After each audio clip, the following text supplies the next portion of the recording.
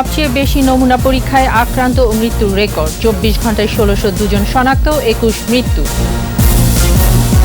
করোনার বিস্তারের মধ্যে ঈদ যাত্রা, মানুষের ঢল ঠেকাতে হিমশিম আইনশৃঙ্খলা বাহিনী।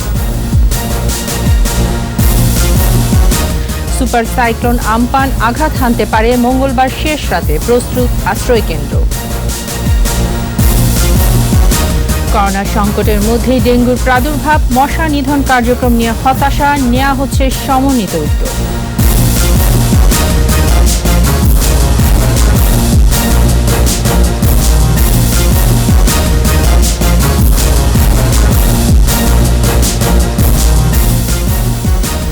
শুনছিলেন ফার্স্ট সিকিউরিটি ইসলামী ব্যাংক লিমিটেড সংবাদ শিরোনাম। আমন্ত্রণ জানাচ্ছি সন্ধ্যা 7টায় 21 সংবাদে। সাথে আছি আমি তাইজিন রহমান।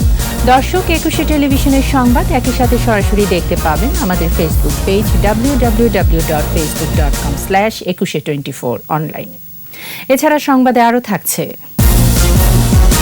42 লাখ টাকায় বিক্রি হলো মাশরাফি ব্রেসলেট, ব্যয় হবে করোনায় কর্মহীনদের সহায়তায়।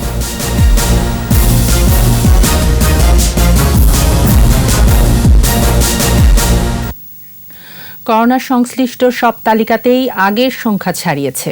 একদিনে আক্রান্ত 1602, প্রাণহানি 21, সর্বাধিক মৃত্যু ঢাকা বিভাগে, এরপরই চট্টগ্রাম।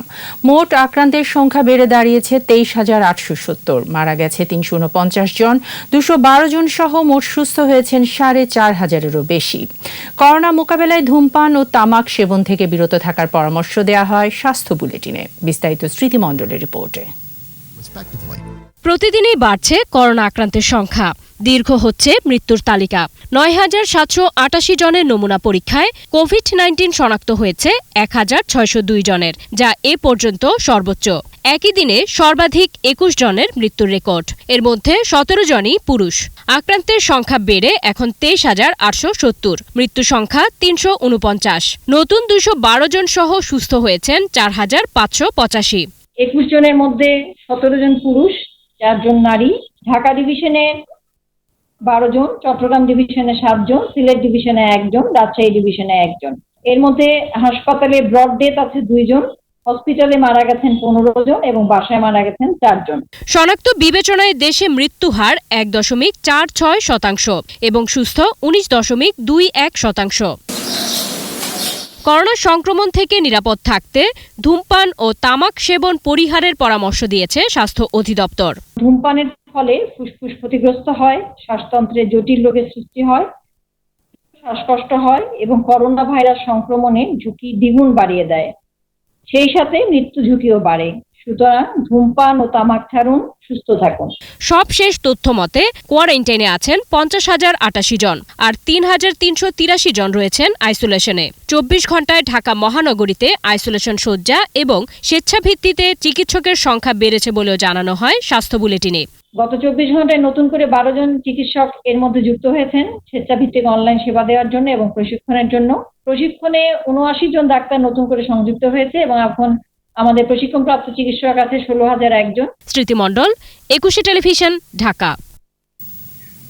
অ্যান্টিভাইরাল ওষুধ হিসেবে বাংলাদেশে অনুমোদন পেয়েছে জেনেরিক মেডিসিন রেমডেসিভির, কিন্তু এটি সরাসরি করোনা চিকিৎসার ঔষধ হিসেবে প্রচার না করার পরামর্শ বিশেষজ্ঞদের।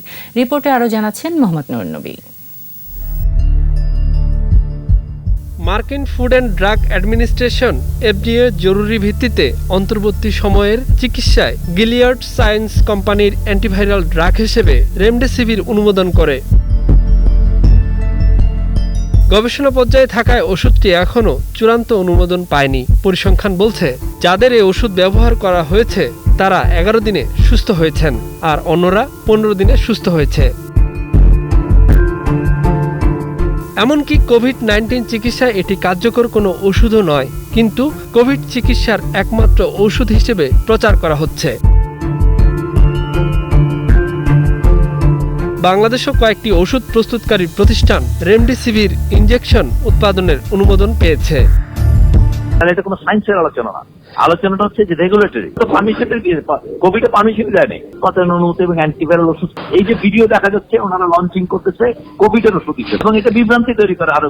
এখন তো এই জায়গাটা সরে যেতে হবে।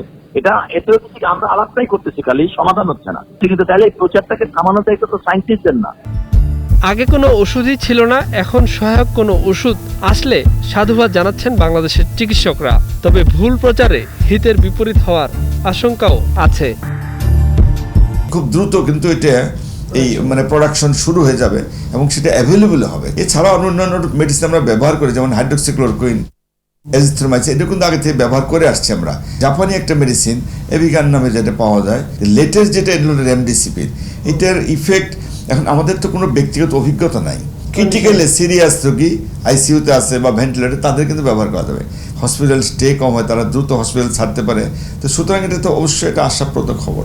কোম্পানিগুলো শুধু উৎপাদনের অনুমোদন পেয়েছে, বাজারজাত করা নয়। সব ঠিকঠাক থাকলে ওষুধটি শুধু মুমূর্ষু রোগীদের চিকিৎসায় ব্যবহারের পরিকল্পনা চিকিৎসকদের। মোহাম্মদ নুরুন নবী, 21 টেলিভিশন, ঢাকা। করোনা বিস্তারের মধ্যেই ঈদ যাত্রায় মানুষের ঢল।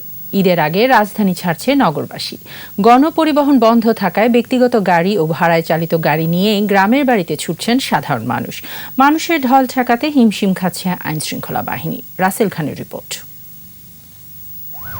ঢাকাসহ সারা দেশে করোনার সংক্রমণ বাড়লেও ঈদের আগে ঘরমুখো মানুষের ঢল। করোনা সংক্রমণ ঠেকাতে 20 মে থেকে যানবাহন নিয়ন্ত্রণে কড়াকড়ি নির্দেশনা রয়েছে। আর তাই আগে ভাগেই বাড়ি ফেরার তারা। গণপরিবহন বন্ধ থাকায় ব্যক্তিগত যানবাহন ও ভাড়ায় চালিত গাড়ি নিয়েই রাজধানী ছাড়ছে সাধারণ মানুষ। করোনায় দীর্ঘদিন ঘরবন্দি, দেশ জুড়ে চলছে সাধারণ ছুটি। হাঁপিয়ে উঠেছেন অনেকেই। আমাদের ওই রুগী আছে একজন, তাকে নিয়ে আসতে আমরা, ক্যান্সারের রুগী, এই জন্য যাচ্ছি আমরা। বাইরে যখন যাইতেই পারবো, আমার কিন্তু ঘুরাইতে হবে। এখন কোম্পানিতে থেকে ছাড়াকে নিয়ে আসলাম, আমাদের ফ্যাক্টরি থেকে যাত্রী নিয়ে যাচ্ছি আমরা, আমাদের গার্মেন্টস ফ্যাক্টরিতে যাচ্ছি। অনেককেই পায়ে হেঁটে কিংবা ছোট ছোট যানবাহনে ভেঙে ভেঙে যেতে হচ্ছে বাড়ি। বাড়িতে বাবা মা চিন্তা করতেছে, ভাঙা ভাঙা যাইতে হবে, আর কিভাবে যাব। আমি সাভার থেকেই রওনা দিয়েছিলাম, তো আমাকে রাউতকান্দির থেকে ব্যাক করানো হয়েছে।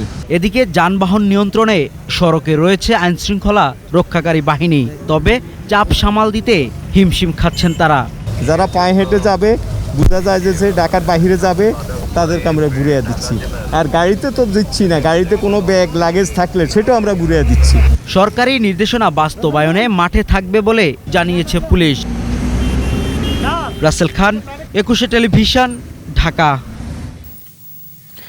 এদিকে যাত্রী ও যানবাহনের অতিরিক্ত চাপের কারণে এবং করোনার সংক্রমণ ঝুঁকি এড়াতে পাটুরিয়া, দৌলতদিয়া ও শিমুলিয়া কাঁঠালবাড়ি নৌ রুট বন্ধ করে দেওয়া হয়। ঈদ সামনে ভোর থেকেই 2 ফেরিঘাটে বাড়তে থাকে ভিড়। হাইওয়ে পুলিশ ব্যারিকেড দিয়ে নিয়ন্ত্রণের চেষ্টা চালায়। তারপরও চাপ অতিরিক্ত হলে বেলা 3টার দিকে বন্ধ করে দেওয়া হয় শিমুলিয়া কাঁঠালবাড়ি রুটে ফেরি চলাচল। এদিকে গণপরিবহন বন্ধ থাকলেও পণ্যবাহী truck, pickup, CNG, autorickshaw, rickshaw, ভ্যানে পাটুরিয়া ঘাটে জড়ো হয় যাত্রীরা। এই পরিস্থিতি বেলা 11টার দিকে ফেরি চলাচল বন্ধ করে দেয় প্রশাসন।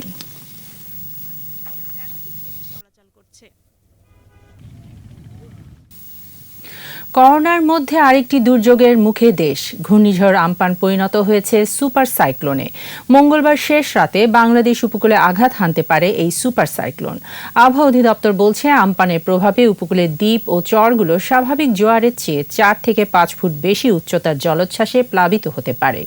মংলা ও পায়রা সমুদ্র বন্দরে 7 এবং চট্টগ্রাম ও কক্সবাজার সমুদ্র বন্দরে 6 নম্বর বিপদ সংকেত দেখাতে বলা হয়েছে। মেহেদি হাসানের রিপোর্ট। ধেয়ে আসছে সুপার সাইক্লোন আম্পান, হচ্ছে আরও শক্তিশালী। আবহাওয়া অধিদপ্তর বলছে, আমপান সিডর বা আইলার মতো কিংবা তার চাইতেও শক্তিশালী হতে পারে। মঙ্গলবার শেষ রাতে আঘাত হানতে পারে বাংলাদেশ উপকূলে। Super cyclone, very super cyclone বলা যায়, কিন্তু এটি বাংলাদেশ থেকে অনেক দূরে আছে, যার জন্য এই যে সুপার সাইক্লোন, এখানে বাতাসের উইন্ড স্পিড অত্যাধিক বেশি থাকবে এবং এটার গতিবেগ সরাসরি উত্তর দিকে আসতেছে। আগামী দিন 19 তারিখ ভোররাত্রের দিক থেকে সেটা বাংলাদেশের উপকূলে আঘাত আনবে। এটা 20 তারিখ বিকাল পর্যন্ত এটা চলবে। ঘূর্ণিঝড়টির অবস্থান ও গতি প্রকৃতি যা, তাতে এটি মংলা ও চট্টগ্রাম বন্দরের মাঝামাঝি জায়গায় আঘাত হানবে ধারণা আবহাওয়াবিদদের। বাংলাদেশ থেকে প্রায় 1000 কিলোমিটার দূরে আছে, যার জন্য আমাদের সাইক্লোন এলাকা অনেক, যেখানে সাইক্লোন বাংলাদেশের উত্তর দিকে সে আসতেছে। সোমবার দুপুরে ঘূর্ণিঝড়টির কেন্দ্রের 74 কিলোমিটারের মধ্যে বাতাসের সর্বোচ্চ গতিবেগ ছিল ঘন্টায় 110 কিলোমিটার। মেহেদী হাসান, 21 টেলিভিশন, ঢাকা। করোনা বিপর্যয়ের মধ্যে আসছে ঘূর্ণিঝড় আম্পান। এমন পরিস্থিতিতে আতঙ্কিত হয়ে পড়েছেন উপকূলীয় অঞ্চলের বাসিন্দারা। তবে সম্ভাব্য দুর্যোগ মোকাবেলায় প্রস্তুতি নিয়েছে প্রশাসন। এরই মধ্যে লোকজনকে আশ্রয় কেন্দ্রে সরানো শুরু হয়েছে। প্রতিনিধিদের সহায়তায় আরও জানাচ্ছেন সমর ইসলাম। বঙ্গোপসাগরে সৃষ্ট অতি প্রবল ঘূর্ণিঝড় আম্পান খুলনা ও চট্টগ্রামের মধ্যবর্তী অঞ্চল দিয়ে মঙ্গলবার শেষ রাতে বাংলাদেশ উপকূল অতিক্রম করতে পারে বলে জানিয়েছে আবহাওয়া অধিদপ্তর। ভোলায় ঘূর্ণিঝড়ের প্রভাবে এরই মধ্যে অশান্ত হয়ে উঠেছে নদ নদী। করোনা দুর্যোগে ঘূর্ণিঝড়ের পূর্বাভাস ভাবিয়ে তুলেছে উপকূলবাসীকে। নিরাপদ আশ্রয় কেন্দ্রে গেলেও বাড়িঘর আর সম্পদ রক্ষা নিয়ে উৎকণ্ঠায় তারা। আমরা তো এই ঘূর্ণিঝড়ের ভয়েতে আরো আতঙ্ক হয়ে গেছি। আমরা কি করবো সামনের মিল, আমরা খুব চিন্তায় আছি আর কি। স্থানীয় প্রশাসনের পক্ষ থেকে জানানো হয়, সামাজিক দূরত্ব নিশ্চিত করে মানুষকে আশ্রয় কেন্দ্রে নেওয়ার প্রস্তুতি রয়েছে। 1104টি সাইক্লোন শেল্টার বা শিক্ষা প্রতিষ্ঠানকে প্রস্তুত করেছি আমরা জনগণকে সেখানে আশ্রয় দেওয়ার জন্য। সাতক্ষীরার 147টি সাইক্লোন শেল্টার ও 1700 শিক্ষা প্রতিষ্ঠান আশ্রয় কেন্দ্র হিসেবে প্রস্তুত রাখা হয়েছে বলে জানান জেলা প্রশাসক। এরই মধ্যে দ্বীপ ইউনিয়ন গাবুরা ও পদ্মপুকুরের সাধারণ মানুষকে নিরাপদে আশ্রয় কেন্দ্রে নেওয়ার কাজ শুরু হয়েছে। উপকূলীয় জেলা বাগেরহাটেও প্রস্তুতি শুরু করেছে প্রশাসন। জেলায় 345টি ঘূর্ণিঝড় আশ্রয় কেন্দ্র এবং সুবিধাজনক স্কুল ও কলেজগুলো খোলা রাখার নির্দেশ দেওয়া হয়েছে। আমরা যারা শরণখোলার নদীর পারে অবস্থান করছি তাদের ভিতর আতঙ্ক বিরাজ করছে। করোনা, আমরা কোথায় কি যাব, কি করব, কিভাবে থাকবো। মংলায় আকাশ মেঘলা, সাগর উত্তাল। মাছ ধরার নৌকা ও ট্রলারগুলো সুন্দরবনের বিভিন্ন নদী ও খাড়িতে নিরাপদে আশ্রয় নেওয়া হয়েছে বলে জানিয়েছে বন বিভাগ। আম্পান মোকাবেলায় সতর্কতামূলক পদক্ষেপ নিচ্ছে চট্টগ্রাম বন্দর কর্তৃপক্ষ।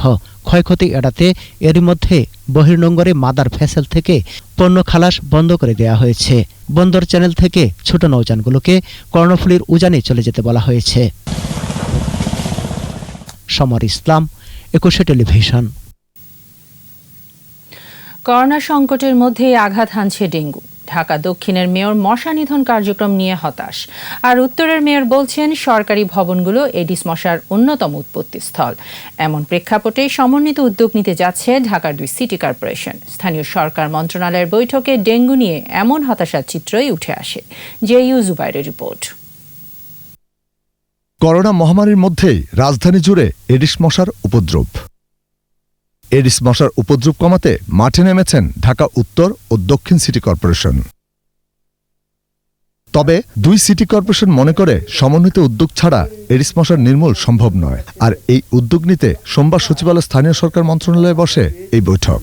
এখানে নির্মাণ সামগ্রী কতগুলো ভালো রাখছে, এখানে কোথাও বালু ভালো রাখছে, এখানে কোথাও মাটি ভালো রাখছে। বৈঠকে দক্ষিণের মেয়র এডিস মশা নিধনের কার্যক্রম নিয়ে হতাশা প্রকাশ করেন। খুবই হতাশাব্যঞ্জক অবস্থা আমাদের এখন রয়েছে। এর থেকে আমাদের উত্তরণ করতে হবে। সেই উত্তরণ আমরা কি করব সেটারই আমরা কৌশল নির্ধারণ এবং কর্মপরিকল্পনা আমরা নির্ণয়ের কাজ আরম্ভ করেছি। ইনশাআল্লাহ এই পুরো সপ্তাহ আমরা এটার উপরে কাজ করব। উত্তরের মেয়রও এডিস মশার উৎস নিয়ে কথা বলেন। আমাদের সরকারি প্রতিষ্ঠান যেগুলো আছে সেগুলোর ভিতরেই হলো লার্ভার জন্ম। যেই সব সরকারি অফিসে গ্রহণ দেখি লার্ভার জন্ম, তাদের কাকে ফাইন করব এটি আজকে পরিষ্কার জানতে চাই।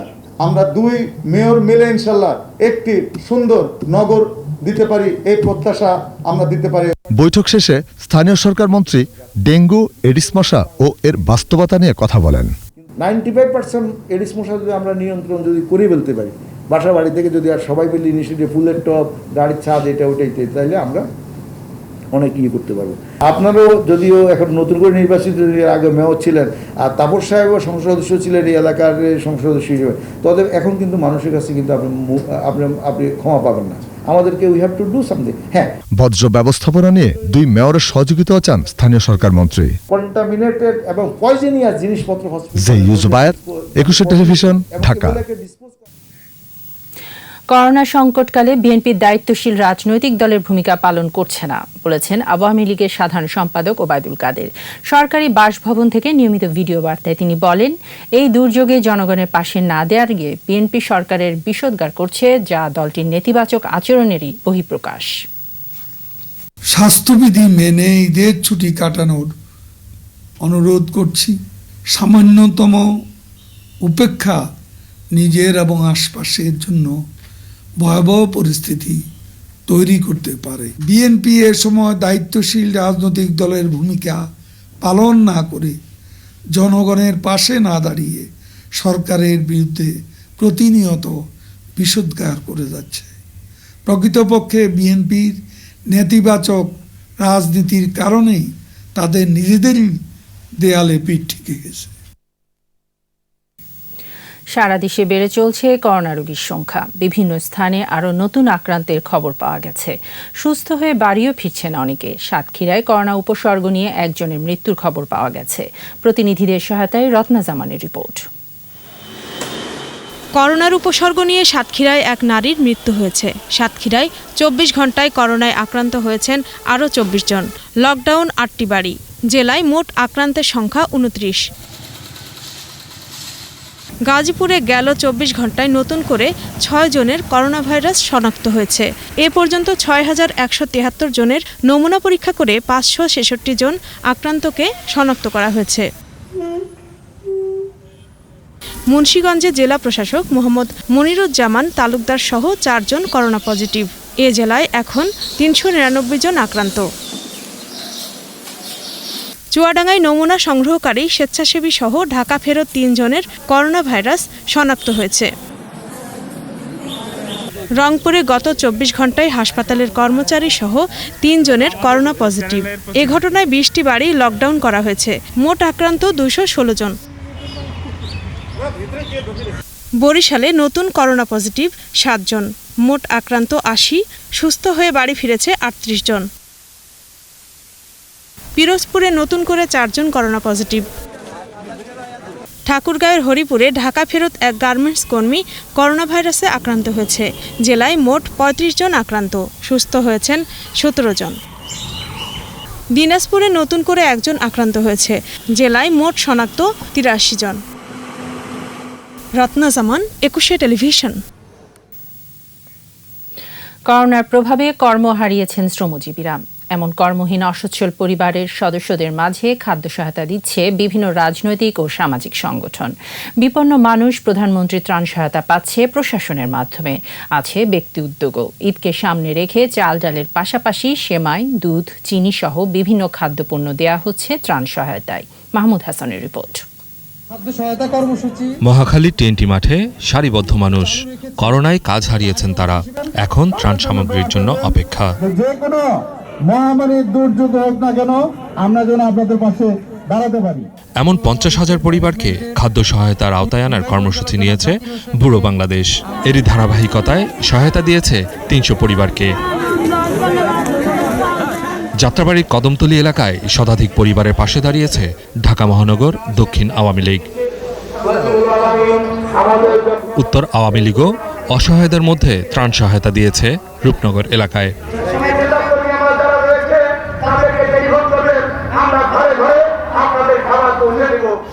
লালবাগ এলাকায় অব্যাহত আছে 10 টাকা কেজি দরে চাল বিক্রি কার্যক্রম।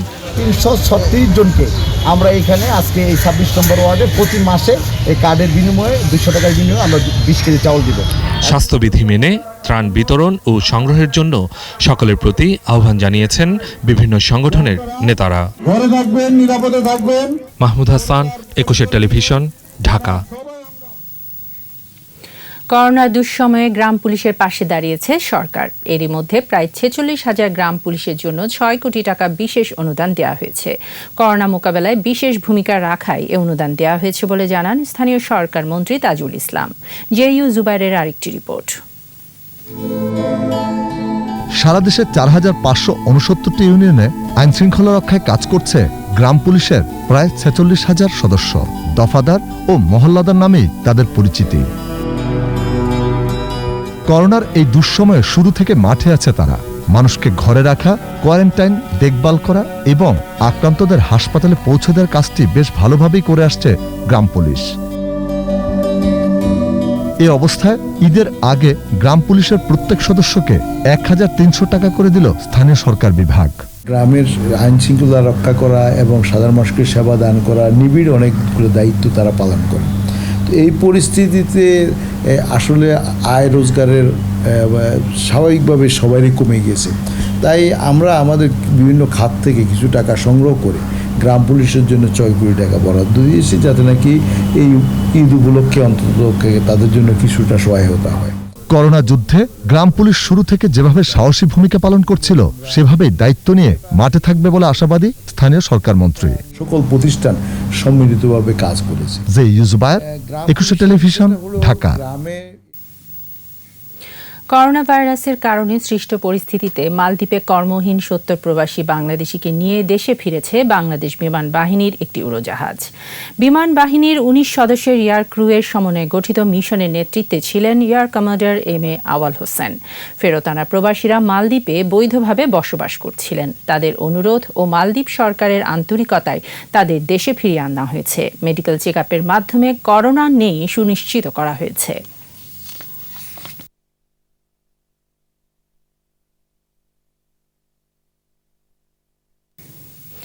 বাংলাদেশের বিদেশি মিশনে নিয়োগপ্রাপ্ত রাষ্ট্রদূতদের অধিক জবাবদিহিতার আওতায় আনার উদ্যোগ নেওয়া হয়েছে। সংসদীয় কমিটিতে 3 বছরের কর্মপরিকল্পনা পেশ করবেন রাষ্ট্রদূতরা। এই পরিকল্পনা বাস্তবায়নের মাধ্যমে রাষ্ট্রদূতদের জবাবদিহিতা বাড়বে বলে জানিয়েছেন পররাষ্ট্রমন্ত্রী ডক্টর AKM আব্দুল মোমেন। তিনি বলেন, রাষ্ট্রদূতের মতো গুরুত্বপূর্ণ পদে যারা কাজ করেন তাদেরকে এ ধরনের পরিকল্পনা ও জবাবদিহিতার আওতায় আনার মাধ্যমে নতুন দিগন্ত খুলেছে। রাষ্ট্রদূতদের দেশ ও জনগণের উন্নয়নে কিভাবে আরও বেশি ভূমিকা রাখা যায় সে বিষয়ে দিক নির্দেশনা দেওয়া হয়েছে বলে জানান মন্ত্রী। রাষ্ট্রদূতের মতো বড় বড় পজিশন, সেইখানে তাদের একটা জবাবদিহিতা এবং তারা একটা দিক নির্দেশনা দিয়েছেন যে এই 3 বছরে তারা অর্জন করবেন, এবং এইটা আমাদের জন্য একটা নতুন দিগন্ত খুলেছে বলে আমি মনে করি। আসছে বাজেটে রপ্তানি ও রেমিটেন্সের উপর বিশেষ প্রণোদনার দাবি জানিয়েছেন ব্যাংকাররা। প্রয়োজনীয় পণ্যের উপর আরোপিত ভ্যাট ট্যাক্স কমিয়ে বিলাসবহুল পণ্যের উপর শুল্ক বাড়ানোর তাগিদ দেন তারা। তৌহিদুর রহমানের রিপোর্ট। করোনার কঠিন সময়ের মধ্যে করোনার্থে 2020-21 অর্থ বছরের বাজেট উপস্থাপনের দিনক্ষণ। করোনা মোকাবেলায় সরকার ঘোষিত প্রায় 1 লাখ কোটি টাকার প্রণোদনা বাস্তবায়ন হবে মূলত ব্যাংক ব্যবস্থায়। সাধারণ ছুটির সময়ে তাই ব্যস্ত সময়ে পার করছেন ব্যাংকাররা। করোনার কঠিন সময়ে আসছে বাজেটে অর্থনৈতিক সংস্কারের জন্য গুরুত্বপূর্ণ বলে মনে করছেন তারা। দেশের অর্থনীতি ব্যাংকের মাধ্যমে সবসময় হচ্ছে, এখন আরও প্রবলভাবে হচ্ছে। আমরা চাইব যে আমদানি ক্ষেত্রে কিংবা উৎপাদনের ক্ষেত্রে সরকার শুল্ক কমাক। বেসিক নেসেসিটিটা যাতে ঠিক থাকে এটার উপর নজর দিয়ে বাজেটটা করা উচিত, এবং বাজেটে সেই ক্ষেত্রে কৃষিখাত, আমাদের এগ্রিকালচারাল প্রোডাক্ট, আমাদের যেটা ম্যাক্সিমাম পোর্শন অফ পপুলেশনকে বাঁচিয়ে রাখতে পারে, সেটার উপর সবচেয়ে বেশি বাজেটের অ্যালোকেশন যাওয়া উচিত। কিছু মেগা প্রকল্পের খরচ কমিয়ে আনারও তাগিদ দেন ব্যাংকাররা।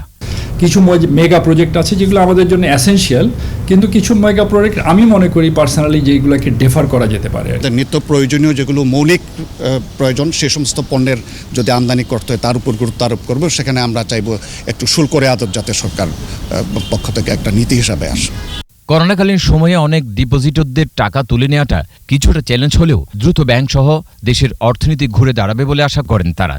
আমরা সংকটে পড়েছি, আমার মনে হয় সংকট থেকে আমরা উত্তরণ হয়তো পেয়ে যাব আর কি। তৌহিদুর রহমান, 21 টেলিভিশন, ঢাকা।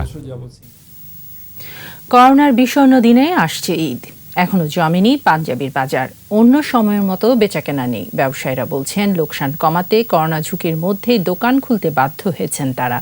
বিক্রি না হওয়ায় হতাশ পাঞ্জাবির ব্যবসায়ীরা। তৌহিদুর রহমানের রিপোর্ট। ঈদ উল ফিতর মুসলমানদের অন্যতম উৎসবের দিন। খুশির ঈদে নতুন পাঞ্জাবি উৎসবের রং ছড়ায়, তাই ঈদকে মাথায় রেখে দেশি ব্র্যান্ডগুলো বিনিয়োগ করে থাকে। করোনার কারণে গেল 25শে মার্চ থেকে সারা দেশের মার্কেটগুলো বন্ধ হয়ে যায়। 10 মে থেকে শর্ত সাপেক্ষে খুলেছে মার্কেট দোকানপাট, তবে সংক্রমণ রোধে বেশ কিছু মার্কেট ও শপিং মল বন্ধ রেখেছে। কিছু মার্কেটে দোকান খুললেও খুব একটা বিক্রি নেই। সারা সেরকম তো পাচ্ছি না, আমরা আসলে যেটুকু ভাবছিলাম সেটুকু হচ্ছে না। এখন দাম আগের মতোই, খুব বেশি ডিফারেন্স নাই। মোটামুটি যাদের প্রয়োজন আছে বা যারা বাড়িতে পারতেছে তারাই আউটলেট আসতেছে। অনেকেই স্বাস্থ্যবিধি মানছেন, আবার অনেকেই মানছেন না। বেচা বিক্রি নিয়ে হতাশ দেশি ব্র্যান্ড ইনফিনিটি। যে ইনভেস্টটা আমরা ব্যাংক থেকে নিয়ে করেছি, গভর্নমেন্ট যদি লং মেয়াদি কোনো বেনিফিট দেয় যে ঠিক আছে এটা উইদাউট প্রফিট ব্যাংকে আমরা আগামী 1 বছর বা 2 বছর ব্যাপী আমরা এটা আস্তে আস্তে আমরা দিতে পারি, হ্যাঁ, আমরা এর চাইতে বেশি কিছু চাচ্ছি না। অনেক কোম্পানির শোরুম বন্ধ রেখেছে, এতে ক্ষতির পরিমাণ আরও বাড়বে বলে জানান তারা। আমি মনে করি ব্যবসার চাইতে মানবতাটা আরো অনেক বেশি ঊর্ধ্বে। যতই বলি যে স্বাস্থ্যবিধি মেনে চলার চেষ্টা করব, আসলে কিন্তু প্র্যাকটিক্যালি এটা সম্ভব না। ব্যবসা আসবে, ব্যবসা যাবে, কিন্তু মানবতা সবার ঊর্ধ্বে। ঈদের 2-1 দিন আগে পাঞ্জাবির বিক্রি কিছুটা বাড়বে বলে আশায় আছেন বিক্রেতারা। তৌহিদুর রহমান, 21 টেলিভিশন, ঢাকা। এবারে আমাদের সাপ্তাহিক আয়োজন সোশ্যাল ইসলামী ব্যাংক লিমিটেডের সৌজন্যে সম্ভাবনার বাংলাদেশ।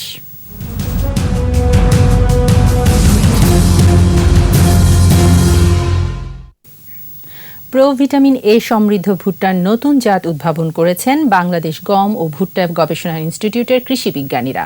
তারা জানান এই নতুন জাত শিগগিরই অবমুক্ত করা হবে। এতে কৃষকরা যেমন লাভবান হবেন, তেমনি দেশের খাদ্য নিরাপত্তা নিশ্চিতে রাখবে গুরুত্বপূর্ণ ভূমিকা। দিনাজপুর প্রতিনিধি চিত্ত ঘোষের রিপোর্ট, জানাচ্ছেন সমর ইসলাম। প্রধানমন্ত্রীর নির্দেশনা অনুযায়ী 1 ইঞ্চি জমিও যাতে অনাবাদি না থাকে সেই লক্ষ্যে গবেষণার কাজ চালিয়ে যাচ্ছেন বাংলাদেশ গম ও ভুট্টা গবেষণা ইনস্টিটিউটের কৃষি বিজ্ঞানীরা। তারা জানান দেশে উৎপাদিত ভুট্টার সিংহভাগই ব্যবহৃত হয় পোলট্রি, ডেয়ারি ও মৎস্য খামারে। তবে চাল গমের পাশাপাশি মানুষের খাদ্য তালিকায় যুক্ত করতে প্রো ভিটামিন এ সমৃদ্ধ ভুট্টার করা হয়েছে। নতুন যে ভ্যারাইটি আমরা রিলিজ করতে যাচ্ছি, এখানে এটা ভিটামিনটা মানুষের দেহে সহজে আত্তীকরণ হবে। বছর জুড়ে এই জাতের ভুট্টা আবাদ সম্ভব, ফলনও ভালো হবে, জানান কৃষি বিজ্ঞানীরা। আগে যেখানে শুধু রবি মৌসুমে হইতো, এখন আমরা বছরের যে কোনো সময় যে কোনো প্রতি জমিতে আমরা লাগাতে পারি, যেটি আমাদের খাদ্য মোকাবিলায় অত্যন্ত গুরুত্বপূর্ণ ভূমিকা রাখবে। ভালো মানের জাত পেলে আবাদ বাড়ানোর কথা জানান চাষিরা। এই জাতটি দেখলাম আগামীতে যখন এই বীজটি বাজারে ওরা ছাড়বে, তখন আমরা এটা কৃষকরা এবং চাষ করব, যাতে কৃষকরা করে, সেই জন্য আমি উদ্বুদ্ধ করব। কর্তৃপক্ষ বলছে আগামী বছরই এই বীজ কৃষকের মাঝে সরবরাহ করা যাবে। চাষিদের মাধ্যমে এই নতুন জাতের অর্থাৎ প্রো ভিটামিন এ সমৃদ্ধ জাতটা কৃষকের মাঝে বীজ সরবরাহের জন্য উদ্যোগ নিচ্ছি। ভুট্টার নতুন এই জাতের আবাদ হলে দেশে শিশু খাদ্য আমদানি অনেকাংশে কমে যাবে বলে মনে করছেন সংশ্লিষ্টরা। সমর ইসলাম, 21 টেলিভিশন। এবার সোশ্যাল ইসলামী ব্যাংক লিমিটেডের সৌজন্যে বাণিজ্য সংবাদ।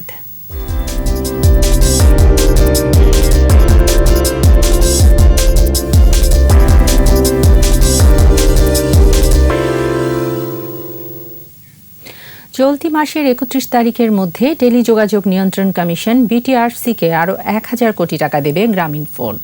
তবে বিটিআরসির 12,580 কোটি টাকার অডিট আপত্তি ও পাওনাকে আবারও বিরোধপূর্ণ বিষয় বলে দাবি করেছে প্রতিষ্ঠানটি।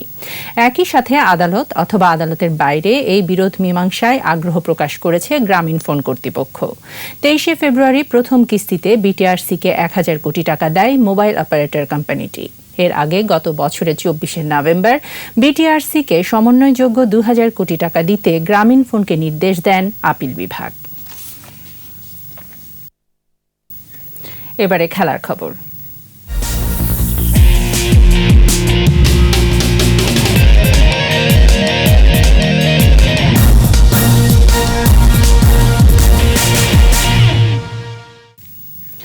$42 লাখ টাকায় বিক্রি হলো মাশরাফি বিন মুর্তজার ব্রেসলেট। সেটি কিনে মাশরাফিকে উপহার হিসেবে ফিরিয়ে দিবে Bangladesh leasing and finance company association. Mashrafe দীর্ঘ 18 বছর ব্যবহার করা রূপার ব্রেসলেট নিলামের অর্থ নড়াইল এক্সপ্রেস ফাউন্ডেশনের মাধ্যমে করোনায় কর্মহীন হয়ে পড়া দুস্থ মানুষের জন্য ব্যয় করা হবে। জাতীয় ক্রিকেট দলে অভিষেক হওয়ার পর থেকে এই ব্রেসলেটটি সবসময় হাতে থাকত মাশরাফির। করোনা যুদ্ধে সামিল হতে আয়োজক অকশন ফর অ্যাকশনের মাধ্যমে প্রিয় এই ব্রেসলেট নিলামে তুলেছিলেন তিনি। ভিত্তিমূল্য 5 লাখ টাকা নিয়ে 16 মে বিকেল 5টা থেকে শুরু করা ব্রেসলেটটি 42 লাখ টাকায় বিক্রি হয় 17 মে রাত 12:30টায়। নিলামের শুরুতে দর খুব একটা না উঠলেও পরে লাফিয়ে লাফিয়ে দর উঠতে থাকে, বিশেষ করে শেষ 10 মিনিটে 30 লাখ টাকা থেকে বেড়ে সেটা দাঁড়ায় 42 লাখে। আর এরই সাথে শেষ করছি সন্ধ্যা 7:21 সংবাদ। যাবার আগে ফার্স্ট সিকিউরিটি ইসলামী ব্যাংক লিমিটেড সংবাদ শিরোনামগুলো জানিয়ে দিচ্ছি আরও একবার। সবচেয়ে বেশি নমুনা পরীক্ষায় আক্রান্ত ও মৃত্যুর রেকর্ড, 24 ঘন্টায় 1602 জন শনাক্ত, 21 মৃত্যু। করোনার বিস্তারের মধ্যেই ঈদ যাত্রা, মানুষের ঢল ঠেকাতে হিমশিম খাচ্ছে আইনশৃঙ্খলা বাহিনী। সুপার সাইক্লোন আম্পান আঘাত হানতে পারে মঙ্গলবার শেষ রাতে, প্রস্তুত আশ্রয় কেন্দ্র। করোনা সংকটের মধ্যে ডেঙ্গুর প্রাদুর্ভাব, মশা নিধন কার্যক্রম নিয়ে হতাশ, নেওয়া হচ্ছে সমন্বিত উদ্যোগ।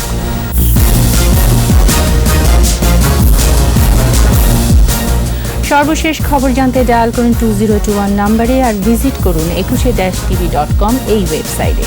এছাড়া ফেসবুকে লগ ইন করতে পারেন facebook.com/2124 অনলাইনে। পরের সংবাদ রাত 9টায় দেখার আমন্ত্রণ রইল। ঘরে থাকুন, সুস্থ থাকুন, নিরাপদে থাকুন।